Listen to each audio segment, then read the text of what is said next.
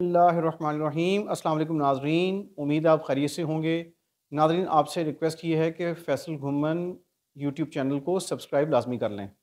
नाज़रीन, इस वक्त पूरी दुनिया में हम देख रहे हैं कि बड़े जो वेस्टर्न ब्लॉक्स हैं उसके मुकाबले में साउदर्न जो है ये इलाका है हमारा दुनिया का, एशिया वाली साइड, यहाँ भी ब्लॉक्स बन रहे हैं और एक जो बैलेंस ऑफ पावर जो है, तवाज़ुन जो है इस वक्त दुनिया का जो डिस्टर्ब हो रहा है, उसमें नए ब्लॉक्स बन रहे हैं, ताकतवर हो रहे हैं और अमेरिका के अलाइंस में जो आने वाले ब्लॉक्स हैं उनके मुकाबले में नए ब्लॉक्स बन रहे हैं। तो ये एक बड़ी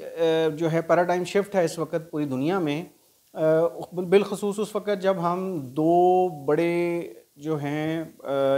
इंसिडेंट्स जो हैं, दो बड़े इंसिडेंट्स देख रहे हैं जिसमें रशिया और यूक्रेन की वॉर चल रही है और एक साल से ज़्यादा हो गया और उसने पूरी दुनिया को डिस्टर्ब किया हुआ है। तो दूसरी तरफ हम देख रहे हैं कि 7 अक्टूबर से मिडल ईस्ट के अंदर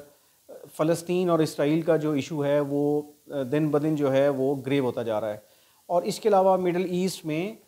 मुख्तलिफ और मसले मसाइल भी चल रहे हैं। आज के दिन में एक बड़ी डेवलपमेंट है,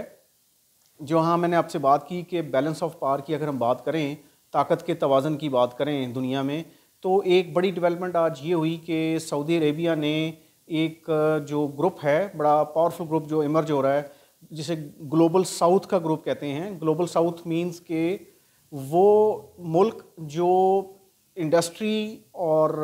जो है सनती तरक्की में और ओवरऑल तरक्की में वेस्ट यानी अमेरिका और वेस्ट से थोड़ा कम हैं, वो ग्लोबल साउथ कहलाते हैं। तो उसका एक ग्रुप है जो आप सब लोग जानते हैं, मैं सादा ज़ुबान में आपको बताऊंगा, ब्रिक्स कहते हैं उसे।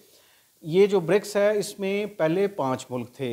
जिसमें जो है ब्राज़ील है, चाइना, इंडिया,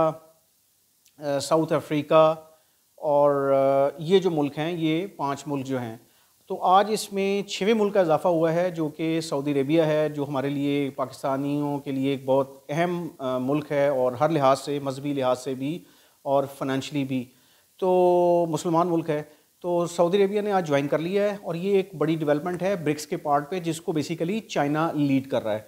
तो आने वाले ममालिक जो अब 2024 में आएंगे उसमें और भी कुछ कंट्रीज़ हैं, जिसमें मुत्तहिदा अरब इमारात है, यूनाइटेड अरब एमिरेट्स है, इथोपिया है, ईरान है और इसके अलावा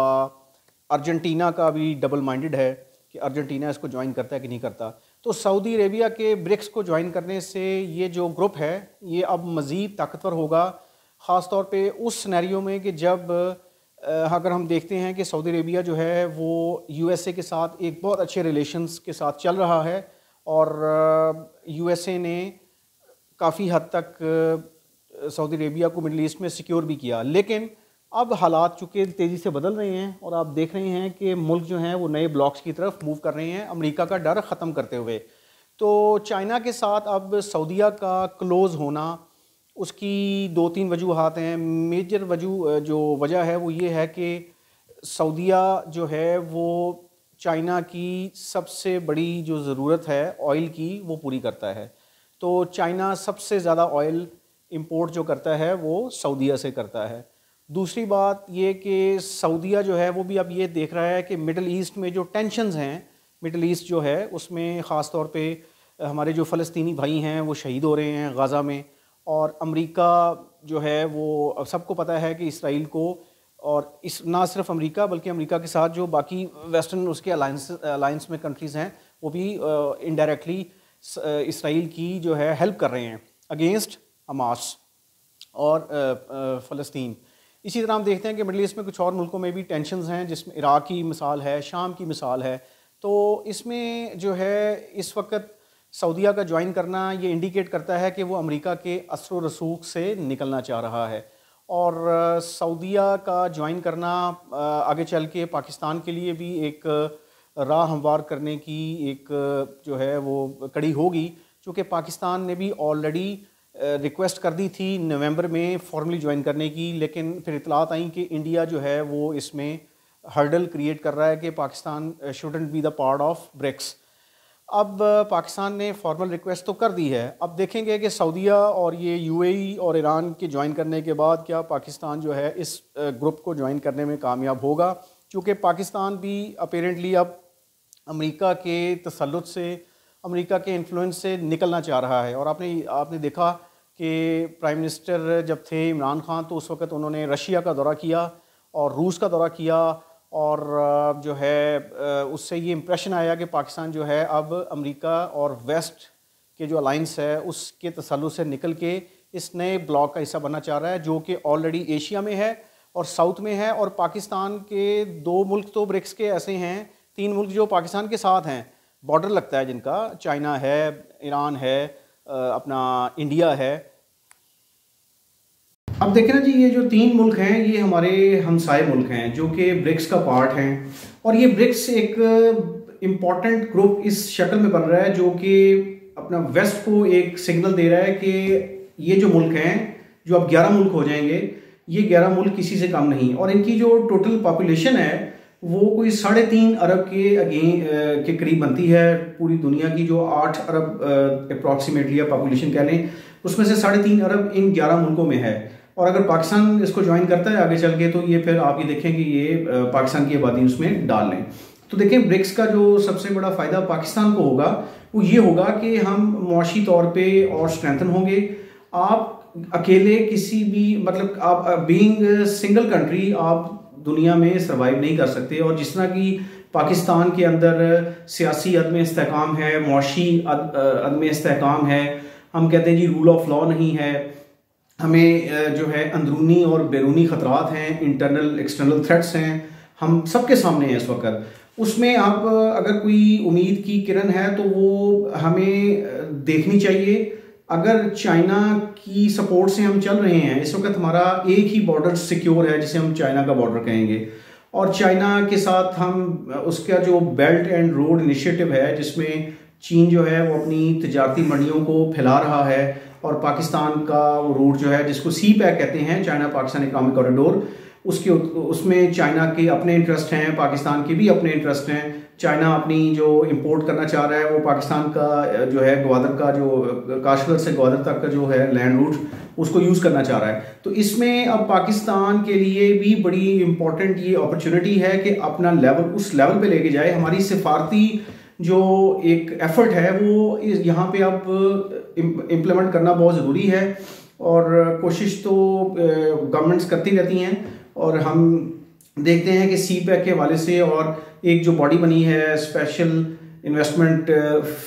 फैसिलिटेशन काउंसिल जो बनी है, जिसमें हमारे चीफ ऑफ आर्मी स्टाफ जो हैं उसका पार्ट हैं, और मीटिंग्स भी होती रही हैं पाकिस्तान में और दुनिया में कि जी पाकिस्तान में सरमायाकारी आए। तो ये ब्रिक्स जो है, ये अगर सऊदीया ज्वाइन कर गया है तो फिर पाकिस्तान जो है, अगर ये ज्वाइन करता है तो ये पाकिस्तान की ना सिर्फ जो रीजनल स्टेबिलिटी है, इलाकाई इस्तेहकाम है, उसमें हेल्प होगी, बल्कि पाकिस्तान का जो मुआशी, जो पाकिस्तान के चैलेंजेस हैं उसमें भी अपना पाकिस्तान अगर ब्रिक्स ज्वाइन कर लेता है इन मुल्कों के साथ, तो पाकिस्तान को भी आसानी होगी कि अपनी मुआशी जो प्रॉब्लम्स हैं उससे निकलेगा, और हमारे मुल्क में भी इकनॉमिक स्टेबिलिटी आएगी, मुआशी इस्तेहकाम आएगा। अब मसला ये है कि हमारा जो इंडिया के साथ जो हमारे रिलेशंस हैं वो सबको पता है कि वो ठीक नहीं है। अब वो सिफारती वीकनेस है, व्हाटएवर, हम इधर बैठ के, पाकिस्तान में बैठ के एंटी इंडिया स्टांस रखते हैं, इंडियंस वहाँ बैठ के पाकिस्तान के अगेंस्ट स्टांस रखते हैं। तो अगर पाकिस्तान ब्रिक्स ज्वाइन करता है तो उसमें देखना ये होगा, और अगर पाकिस्तान को अलाउ करते हैं कि ये ब्रिक्स ज्वाइन करने में इंडिया जो है वो अगर हर्डल्स ना क्रिएट करे, तो ये एक बड़ा अच्छा प्लेटफॉर्म जो है वो रीजनल ब्लॉक का बन सकता है, जो कि वेस्ट को एक जो है थ्रेट देंगे, सिग्नल देंगे कि हम भी किसी से कम नहीं। और जिस तरह अमेरिका, बरतानिया, कनाडा और पूरा जो यूरोप है, इसमें अगर तरक्की हो सकती है, और वो तरक्की याफ्ता मुल्क हैं टेक्नोलॉजी के लिहाज से, इंडस्ट्री के लिहाज से, इकोनॉमी के लिहाज से, तो ये जो ग्लोबल साउथ का ये जो ब्रिक्स सब ग्रुप है, ये क्यों उसका मुकाबला नहीं कर सकता। लेकिन मैं जो ये समझता हूँ कि इस वक्त अगर इस ब्लॉक में सऊदी अरेबिया का एंटर होना एक बहुत बड़ी बात है। रशिया, चाइना, सऊदीया, ये वो मुल्क हैं, इंडिया, ये वो मुल्क हैं कि ये इस ब्रिक्स को स्ट्रॉन्ग करते जाएंगे, जो कि इन मुल्कों की इकोनॉमीज जो हैं वो मईशत जो है वो पोस्ट कोविड एरा के अंदर भी बेहतर परफॉर्म कर रही है। और अगर पाकिस्तान ज्वाइन कर ले इसको, ब्रिक्स को, और इंडिया अगर अपनी हठधर्मी से थोड़ा नीचे आ जाए, जो कि इतना आसान नहीं है इंडिया के लिए आना, तो फिर ये एक ऐसा स्ट्रॉन्ग रीजनल ब्लॉक बन सकता है जो कि पूरी दुनिया में एक अपना इन्फ्लुएंस क्रिएट कर सकता है। और ना सिर्फ इस ब्लॉक के जो मेंबर्स हैं, जिसमें एक मैं भूल गया था, मिस्र भी शामिल है। मिडिल ईस्ट का सबसे इंपॉर्टेंट कंट्री इजिप्ट जो है, मिस्र, वो भी इसका पार्ट बनने जा रहा है। तो ये एक ऐसा ग्रुप बनेगा जिसमें चाइना और रशिया और इंडिया जैसे 3 इकोनॉमीज जो हैं, ग्रोइंग इकोनॉमीज जो हैं, वो इसका पार्ट होंगी। तो उसका फ़ायदा मिस्र, पाकिस्तान, ईरान और जो दीगर मेंबर्स हैं उनको भी होगा। ना सिर्फ सियासी इस्तेहकाम की तरफ भी ये लेके जा सकता है। पाकिस्तानी चाहेगा कि उसकी मौशी हालत बेहतर हो और उसकी फैमिली जो है वो प्रोग्रेस करे। तो एक तरफ तो हम इस वक्त की बात कर रहे हैं कि पाकिस्तानी चाहेंगे कि उनकी मौशी हालत बेहतर हो, आने वाली जो हमारी जनरेशन्स हैं उनको भी फ़ायदा हो। तो पाकिस्तान एक ऐसी जगह पे है, एक ऐसी जियोग्राफिकल सिचुएशन में है कि जो कि इस इलाकाई ख़ित्ते के अंदर बड़ी अहम हम जो है जगह पे बैठे हैं। और पाकिस्तान को ग्रो करने के लिए अब अमेरिका के तसल्लुत से निकलना होगा। अमेरिका और वेस्ट से, चूँकि हमने देख लिया कि 75 साल में यूनाइटेड स्टेट्स ने, अमेरिका और उसके जो हैं इत्तेहादियों ने पाकिस्तान को कुछ नहीं दिया। तो अगर हम चीन के साथ ऑलरेडी एक अच्छे ताल्लुक़ के साथ चल रहे हैं, तो चीन की हेल्प से हम ब्रिक्स को ज्वाइन करते हुए हम अपने आप को पैरों पे खड़ा कर सकते हैं और इन मुल्कों की सपोर्ट के साथ हम अपने आने वाली जनरेशन्स को भी स्ट्रेंथन कर सकते हैं। तो होपफुली पाकिस्तान जो है उसने चूँकि फॉर्मली तो अप्लाई कर दिया है, तो अल्लाह करे कि आगे चल के बेटर डिप्लोमेटिक एफर्ट्स के साथ पाकिस्तान ब्रिक्स को ज्वाइन करे और ब्रिक्स के जो पूरी दुनिया में होने वाले सम्राट हैं उससे फ़ायदा उठाए। थैंक यू जी, अल्लाह हाफ़िज़।